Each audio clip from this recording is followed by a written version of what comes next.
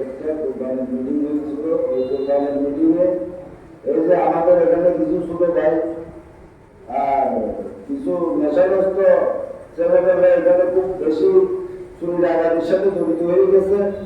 এই ব্যাপারে আমি আমাদের সমাজের সবাইকে বলছি যে সমাজে যে ছেলেরা চুরি ডাকাতি করবে বা নেশাগ্রস্ত থাকবে, ওদের যদি সমাজের পরিবারের সিদ্ধান্ত নিতে না পারে, আমাদের সমাজকে বললে আমরা এভাবে সিদ্ধান্ত নিব। আর যদি পরিবারের সবাই জানার সত্ত্বেও যদি কেউ এটা আমাদেরকে না বলে, আমরা যদি পরবর্তীতে জানতে পারি, আমরা সমাজ থেকে বিচ্ছিন্ন করে দিব। ওই সিদ্ধান্ত আমরা আমাদের সমাজে নিয়েছি।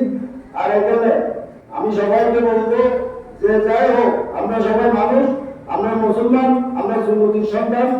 কেউ যাতে এই নেশাগ্রস্তদেরকে সুযোগ না দেয়। আমি সবাইকে একটাই আহ্বান করবো, এখানে আমাদের এখানে এই মসজিদের আশেপাশে প্রায় 3-4 সমাজ মিলে এই মসজিদটা সবাই একসাথে যদি আমরা আন্দোলন করি, এখানে কোনো নেশাগ্রস্ত থাকতে পারবে না, কেউ নেশা বিক্রি করতে পারবে না, কেউ কোনো দলের এটা জমাতের বিএনপিও গাঁও নেশার সাথে যারা থাকবে তাদেরকে সবাই ভয় বের করবে। আমাদের একটাই দাবি, নেশা শুধু দিতে থাকবে না। আমাদের যেভাবে হয়, আমরা আইসি সাহেবকে নিয়ে আসছি এখানে, আইসি সাহেবকে যেভাবে আমাদের সহযোগিতা করতে হয় আমরা করবো। এভাবে আমরা আমার বক্তব্য শেষ করছি।